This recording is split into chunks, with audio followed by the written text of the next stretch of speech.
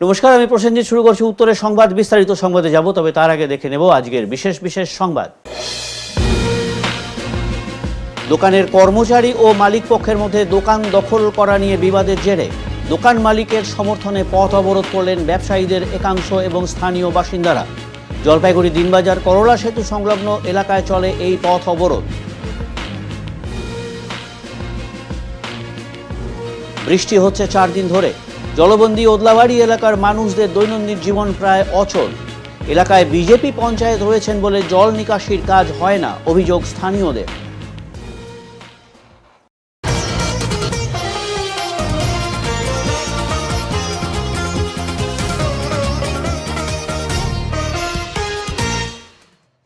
রাতভর বৃষ্টি আর জল বাড়ছে তিস্তায়। জলপাইগুড়ি গাজলডোবা ব্যারেজ থেকে রবিবার সকাল 6টায় 1395.65 কিউমেক জল ছাড়া হয়। আজও NH-31 জলঢাকা নদী সংরক্ষিত এবং অসংরক্ষিত এলাকায় জারি করা হয়েছে হলুদ সতর্কতা। তিস্তার মেকলিগঞ্জ থেকে বাংলাদেশ সীমান্তবর্তী বর্ডার পর্যন্ত রয়েছে হলুদ সতর্কতা। রবিবার সকাল থেকে মেঘলা আকাশ, বজ্রবিদ্যুৎ সহ বিক্ষিপ্তভাবে বৃষ্টি শুরু হয়েছে জলপাইগুড়ি জুড়ে। জোর করে দোকান দখলের অভিযোগ উঠল এক কর্মচারীর বিরুদ্ধে। পাশাপাশি যাদের ওই দোকান বলে দাবি, তাদের পরিবারের বৃদ্ধাকে মারধর করার অভিযোগ উঠেছে ওই কর্মচারীর বিরুদ্ধে। এরই প্রতিবাদে আজ স্থানীয় ব্যবসায়ীদের একাংশ ও বাসিন্দারা পথ অবরোধ করেন জলপাইগুড়ি শহরের দিনবাজারে। এই খবর লেখা পর্যন্ত অভিযুক্তর কোনো প্রতিক্রিয়া পাওয়া যায়নি। জানা গেছে, জলপাইগুড়ি শহরের দিনবাজারের ফল ব্যবসায়ী অমল ভৌমিক দীর্ঘদিন থেকেই এই দোকানে ব্যবসা করছিলেন। কিছুদিন আগে অমলবাবুর মৃত্যু হয়। দোকানের এক কর্মচারী গত কিছুদিন থেকে এই দোকানটি দখলের চেষ্টা করছে বলে অভিযোগ। ইতিমধ্যেই অভিযুক্তর বিরুদ্ধে কোতোয়ালি থানায় অভিযোগ দায়ের করা হয়েছে বলে খবর। আজ অমলবাবুর স্ত্রী ডলি ভৌমিক তার 2 মেয়েকে নিয়ে দোকান খোলার সময় হঠাৎ অভিযুক্ত ও তার পরিবারের সদস্যরা বৃদ্ধা ডলি দেবীকে ব্যাপক মারধর করে বলে দাবি। ঘটনায় ডলি দেবীকে হাসপাতালে ভর্তি করা হয়েছে বলে পরিবার সূত্রে জানানো হয়েছে। এই ঘটনার প্রতিবাদে এদিন পথ অবরোধ শুরু করেন স্থানীয়রা। জলপাইগুড়ি কোতোয়ালি থানার পুলিশ গোটা ঘটনার তদন্ত শুরু করেছে। লাস্ট এই 7-8 বছর ধরে, দীর্ঘদিন ধরে কিছু প্রভাবশালী লোককে, যারা হঠাৎ করে এই এলাকায় প্রভাবশালী হয়েছে, তাদেরকে নিয়ে কিছু মানুষ, কিছু অসাধু ব্যবসায়ী দিনের পর দিন, যাদের আদি এখানে দোকান আছে, যারা সাধারণ মানুষ, করে খাওয়া মানুষ, তাদের বিরুদ্ধে দিনের পর দিন তাদের মৌলসি পাট্টা চালাচ্ছে। গায়ের জড়ি, দাদাগিরি, হুমকি, ধমক চমক নিত্যদিনের ব্যাপার। এবং পাড়া কালচার আস্তে আস্তে সরে যাচ্ছে। আমরা সবাই একটু গা বাঁচিয়েছি। আজকে যেই ঘটনা, যেই দোকানের ঘটনা, এক বয়স্ক ভদ্রমহিলা, তার 2 মেয়ে এবং এক ছোট পুত্র সন্তানকে নিয়ে দোকান চালায়। এবং এটা যে ওনাদের দোকান, ওরা দীর্ঘদিন ধরে একতলার বাসিন্দা, সবাই জানে। কিন্তু দীর্ঘদিন ধরে ওদের এক কর্মচারী, যে দোকানের কেউই না, ওদের এসে গায়ের জোরি করে বলে যে দোকানটা ছাড়তে হবে।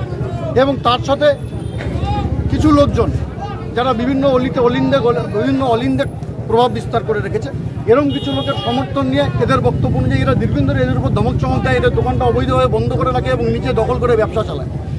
এটা নিয়ে দীর্ঘদিন ধরে আলোচনা চলছিল। এরা আমাদের জানাচ্ছিল, এরা বিভিন্ন জায়গায় গেছে, প্রত্যাখ্যিত হয়েছে। আজকে সকালে হঠাৎ এদের উপরে তারা চড়াও হয়ে এদের বৃদ্ধ মাকে মারধর করে। তিনি আশঙ্কাজনক অবস্থা, ICUতে ভর্তি।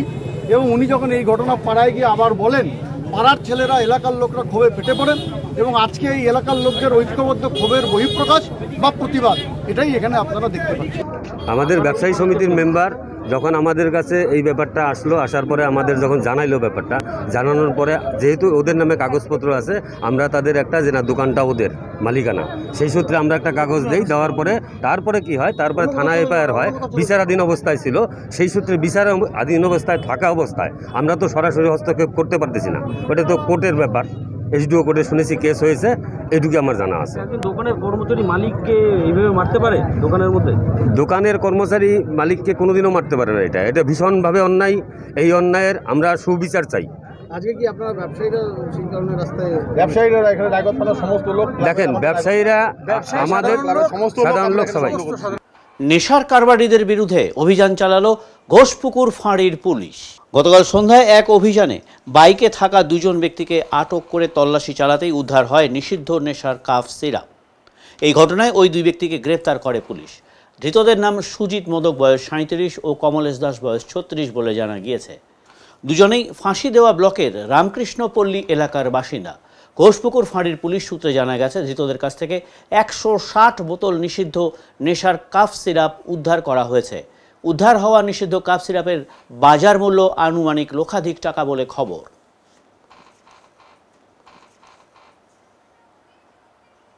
জলপাইগুড়ি সদর হাসপাতালে রক্তের চাহিদা মেটাতে এবারে সাহায্যের হাত বাড়িয়ে দিল সেবা ট্রাস্ট। রক্তদান শিবির হলো সেবা ট্রাস্টের উদ্যোগে। এদিন সেবা ট্রাস্টের জলপাইগুড়ি শাখার উদ্যোগে পান্ডাপাড়া এলাকার একটি বিদ্যালয়ে রক্তদান শিবিরের আয়োজন করা হয়। রক্তদান শিবিরটি পরিচালনা করেন জলপাইগুড়ি সদর হাসপাতালের ব্লাড ব্যাংকের ডাক্তার ও স্বাস্থ্যকর্মীরা। সেবা ট্রাস্টের জলপাইগুড়ির নাগরিক সেবক সৌরভ প্রামাণিক বলেন, সদর হাসপাতালে মূর্ছ রোগীদের কথা চিন্তা করেই এই রক্তদান শিবিরের আয়োজন। শিবিরে স্বতঃস্ফূর্তভাবে রক্তদান করেন সেবা ট্রাস্টের সেবকেরা।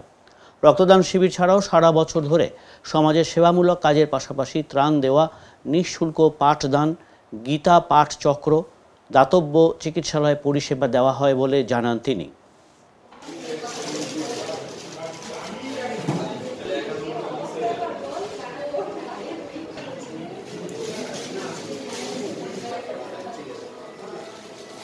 এটা হচ্ছে সর্বভারতীয় একটি সংস্থা সেবা ভারতী, তারই জলপাইগুড়ি শাখা, তার নাম হলো জলপাইগুড়ি সেবা ট্রাস্ট। সেই জলপাইগুড়ি সেবা ট্রাস্টের উদ্যোগে আমরা রক্তদান শিবির করছি। আমরা আমাদের এরকম বিভিন্ন ধরনের সেবা কাজ চলতেই থাকে। এর আগে আমরা ময়নাগুড়ির যখন দুর্যোগ হয়েছিল তখনও আপনারা দেখিয়েছেন, আমরাও সোশ্যাল মিডিয়াতেও দিয়েছিলাম। আমরা সবার আগে ত্রাণ কার্য নিয়ে পৌঁছেছিলাম।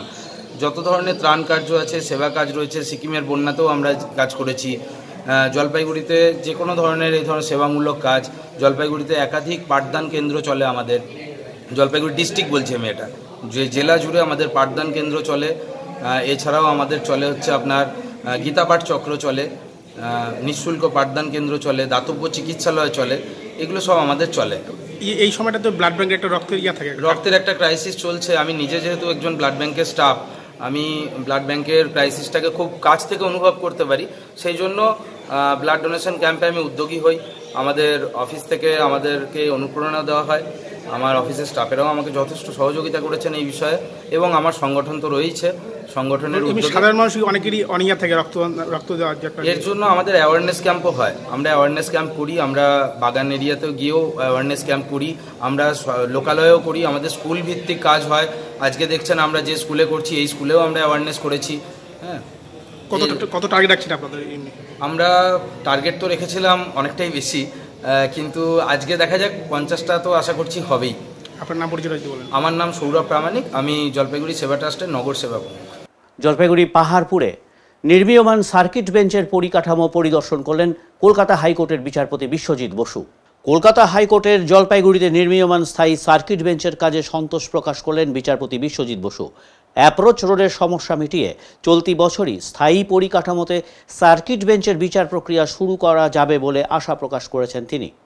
রবিবার জলপাইগুড়ি পাহাড়পুরের নির্মীয়মান স্থায়ী পরিকাঠামোর কাজকর্ম পরিদর্শনে আসেন কলকাতা হাইকোর্টের বিচারপতি বিশ্বজিৎ বসু। এদিন বিচারপতি শম্পা সরকারের সাথে স্থায়ী পরিকাঠামো কাজকর্ম পরিদর্শনের পাশাপাশি জলপাইগুড়ি জেলা প্রশাসন, পূর্ত দপ্তর এবং এই কাজের বরাত পাওয়া সংস্থার সাথে ছোট একটি বৈঠক করেন তাঁরা। সেখানে বিভিন্ন বিষয় নিয়ে আলোচনা করা হয়। উল্লেখ্য, বছর 3 আগে সার্কিট বেঞ্চের স্থায়ী পরিকাঠামো তৈরির কাজ শুরু করা হয়। বর্তমানে কোর্টের মূল ভবনের কাজ প্রায় শেষের পথে। এদিন কাজের গতি প্রকৃতি কী আছে তা খতিয়ে দেখতে সেখানে হাজির হন বিচারপতি শম্পা সরকার এবং বিচারপতি বিশ্বজিৎ বসু। তাঁরা সেখানে গিয়ে আদালতের বেশ কিছু ঘরও ঘুরে দেখেন। সেই সঙ্গে জলপাইগুড়ি জেলা শাসক, জলপাইগুড়ি জেলা পুলিশ সুপার সহ পূর্ত দপ্তরের সাথেও কথা বলেন এবং সেখানে একটি ছোট বৈঠকও সেরে নেন তাঁরা। আমরা এগোচ্ছি এবং উই হোপ যে খুব তাড়াতাড়ি এটা শুরু করা যাবে, এইটুকু বলতে পারি। কোনো ডেডলাইন তো আমাদের আছেই আগস্টে, কিন্তু সেটা জানি না কতটা, কারণ অ্যাপ্রোচ রোডের সমস্যাটা মিটে গেলে আমরা শুরু করে দিতে পারবো। দেখলেন কেমন দেখলেন? খুবই সুন্দরভাবে তৈরি করছে। প্রতিটা সময় লাগতে পারে বলে মনে হচ্ছে আপনাদের? না, এখন এভাবে এস্টিমেট করা মুশকিল, মানে ম্যাক্সিমাম কাজটাই হয়ে করছে। PWD has performed well, all departments are performing very well, administration is giving all sorts of cooperation with us, providing এই বছর তো অবশ্যই। লাস্ট প্রশ্ন স্যার, ধূপগুড়িতে মহকুমা আপনি দেখলেন? হ্যাঁ, ধূপগুড়িতে মহকুমা আদালত তৈরি করা। এখন তো জমি ছদ্ম দেওয়া হয়েছে, স্যাংশন হয়ে গেলে কোর্ট বিল্ডিং তৈরি হবে, জুডিশিয়াল অফিসারদের থাকার জায়গা তৈরি হবে। তো sanction has already been made, all sanction. Dhupguri হ্যাঁ হয়ে গেছে, ধূপগুড়ি পরিদর্শন করলেন। হ্যাঁ দিনের মধ্যে ওটা রেডি হতে পারে বলে মনে হচ্ছে। ডিপেন্ড করছে যে পরে কতগুলো অ্যাডমিনিস্ট্রেটিভ স্যাংশনস থাকে, তবে ব্যাপারটা খুব র্যাপিডলি হবে এটা বলতে তো। স্যার আজকে এখানে কোনো মিটিং করলেন? হ্যাঁ আমরা সব অ্যাডমিনিস্ট্রেশনের সব লোকেদের সাথে মিটিং করা হলো এবং আমরা আমাদের ডেডলাইনগুলো ফিক্স করলাম আর কি। Thank you sir. অগাস্ট বললে ভালো, মানে ফিক্স হবে, মানে অগাস্টের মধ্যেই। না চেষ্টা করছি। Thank you sir. এবারে নিচ্ছি ছোট্ট একটি বিরতি, ফিরে আসছি বিরতির পর। সব সময় সব দিকের সব খবর পেতে সাবস্ক্রাইব করুন, বেল আইকনটি প্রেস করে আপডেট থাকুন।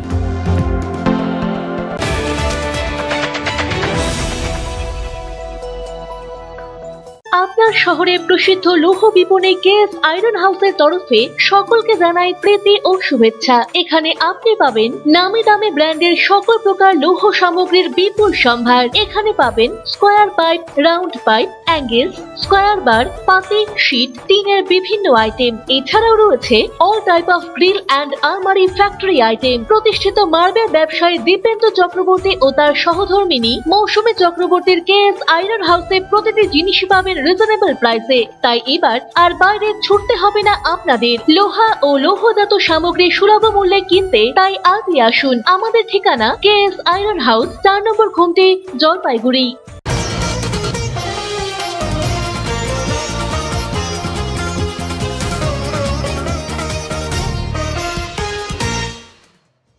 চার দিনের বৃষ্টিতে জলমগ্ন দক্ষিণ বিধানপল্লী সহ অন্যান্য এলাকা।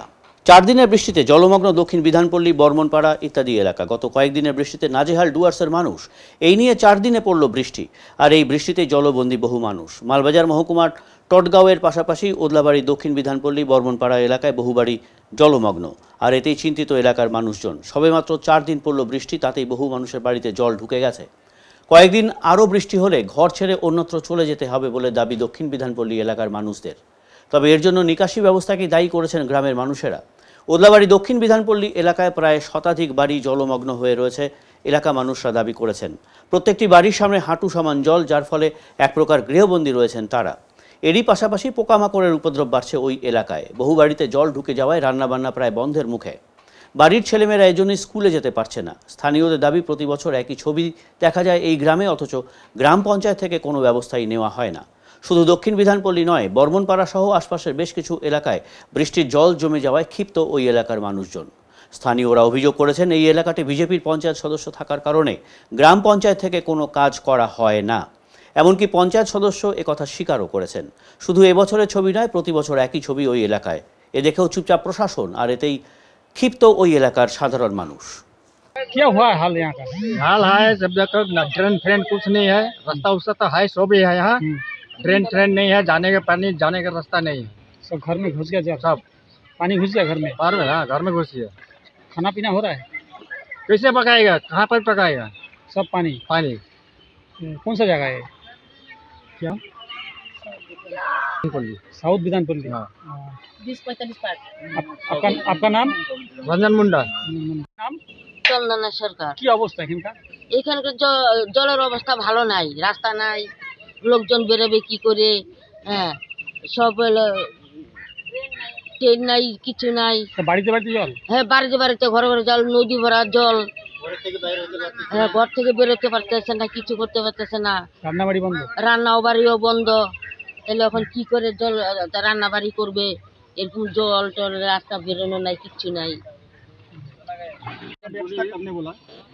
ট্রেনটা মানে করতে হবে আমাদেরকে। হ্যাঁ, এটা যদি করতে না পারি তাহলে আমাদের এখানে মুশকিল হয়ে যাবে, আমাদের এখানে থাকার জন্য। আমাদের কদিন ধরে জল এটা? এই তো ওই দিন থেকে বৃষ্টি পড়তেছে, সেই দিন থেকে বৃষ্টির থেকে জল। हाँ, यहाँ हाल एकदम बुरी हालत। ये जो रास्ता नहीं है, इसमें ड्रेन भी नहीं है।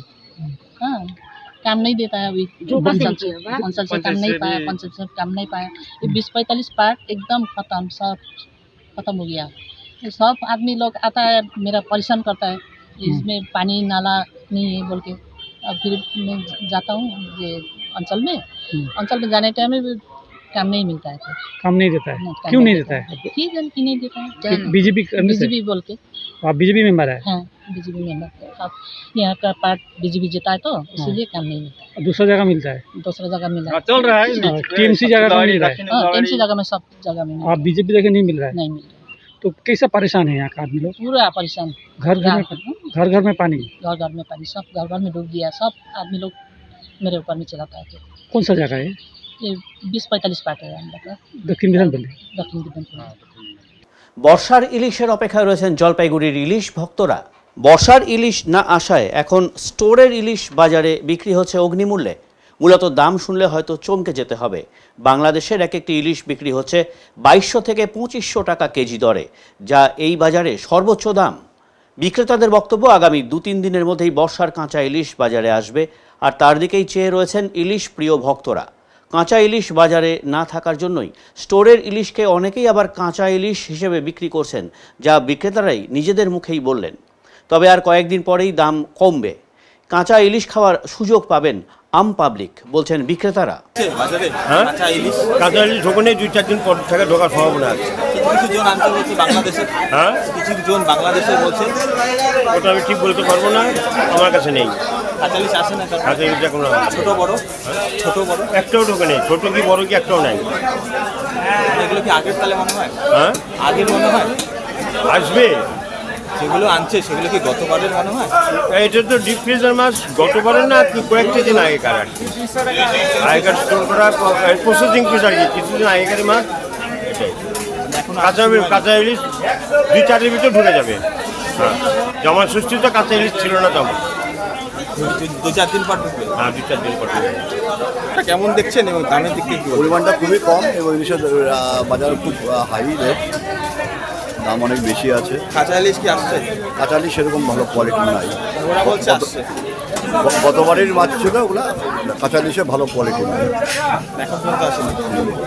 লাস্ট ইয়ারের মাছগুলোই ভালো বলেন। কেমন দেখলেন? আছে বাজার, কিন্তু সেরকম না, কোয়ালিটি মাছ খুব কম। দামের দিক থেকে?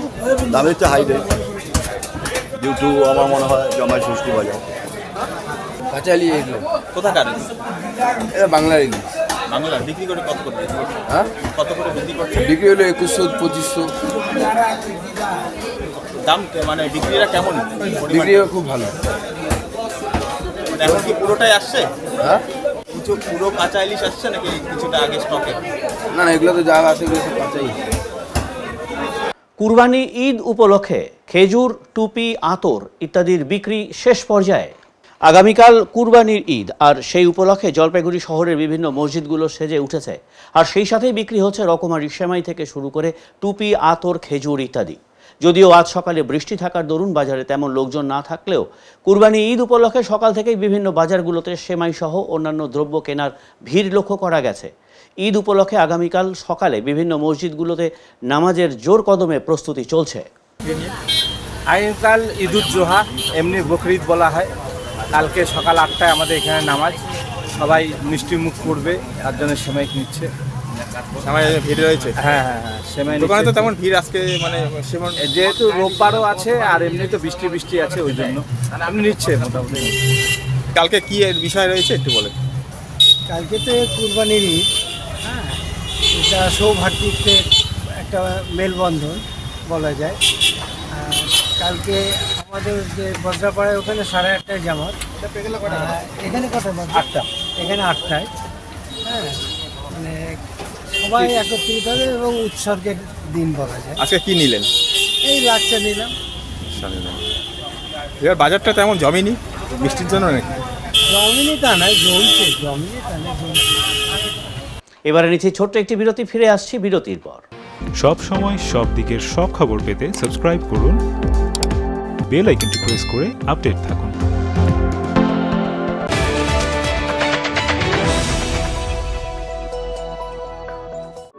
ক্লাস 12 এর পর আপনি কি আপনার ক্যারিয়ার অপশন সম্পর্কে অনিশ্চিত? কলেজে ভর্তির বিষয়ে বিভ্রান্ত? আমরা ভারতবর্ষ এবং তার বাইরের কলেজগুলিতে অ্যাডমিশন অ্যাসিস্ট্যান্ট দিয়ে থাকি, তাও আবার সম্পূর্ণ বিনামূল্যে। তাই দেরি না করে অতি সত্বর যোগাযোগ করুন জলপাইগুড়ির একমাত্র ক্যারিয়ার কাউন্সেলিং সেন্টার ড্রিমস এডটেকের সাথে। আমাদের অভিজ্ঞ কাউন্সিলররা নিশ্চিত করবেন আপনি যেন সঠিক সময়ে সঠিক স্ট্রিম এবং সঠিক কলেজটি বেছে নিতে পারেন।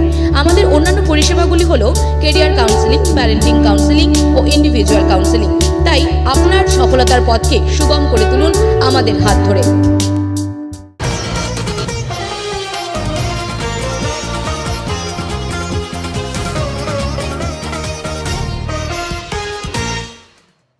ভোট পরবর্তী শান্তি বজায় রাখতে জলপাইগুড়িতে চলছে কেন্দ্রীয় বাহিনীর টহল। ভোট পরবর্তী হিংসা না ছড়ানোর জন্য জলপাইগুড়ি শহরে এখনও কেন্দ্রীয় বাহিনীর টহল নজর পড়ে। আজ অর্থাৎ রবিবার সকাল থেকে জলপাইগুড়ি শহরে বিভিন্ন প্রাণকেন্দ্রগুলোতে কেন্দ্রীয় বাহিনীর টহল দেখা যায়। এদিন সকালবেলা হতেই জলপাইগুড়ি শহরের বিভিন্ন প্রাণকেন্দ্রগুলি ছাড়াও গ্রামীণ এলাকাতেও কেন্দ্রীয় বাহিনীর টহল দেয়। এর মূল উদ্দেশ্য ভোট পরবর্তী হিংসা যাতে না ছড়ায় বা জলপাইগুড়ির নিরাপত্তা যাতে সুস্থভাবে বজায় থাকে তার জন্যই কেন্দ্রীয় বাহিনীর টহল, এমনটাই জানা গেছে। এবারে আবহাওয়ার খবর।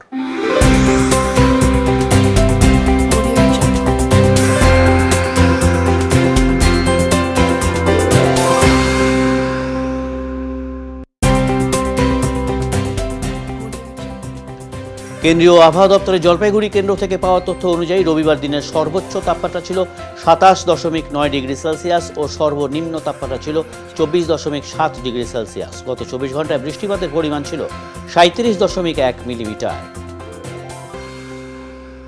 শেষ করবার আগে আজকের বিশেষ বিশেষ সংবাদ আরও একবার। দোকানের কর্মচারী ও মালিক পক্ষের মধ্যে দোকান দখল করা নিয়ে বিবাদের জেরে দোকান মালিকের সমর্থনে পথ অবরোধ করলেন ব্যবসায়ীদের একাংশ এবং স্থানীয় বাসিন্দারা। জলপাইগুড়ি দিনবাজার করলা সেতু সংলগ্ন এলাকায় চলে এই পথ অবরোধ। বৃষ্টি হচ্ছে 4 দিন ধরে। জলবন্দী ওদলাবাড়ি এলাকার মানুষদের দৈনন্দিন জীবন প্রায় অচল। এলাকায় বিজেপি পঞ্চায়েত রয়েছেন বলে জল নিকাশির কাজ হয় না, অভিযোগ স্থানীয়দের। উত্তরে মন পরিবেশিত উত্তরের সংবাদ এখনকার মতন এই পর্যন্তই। নমস্কার।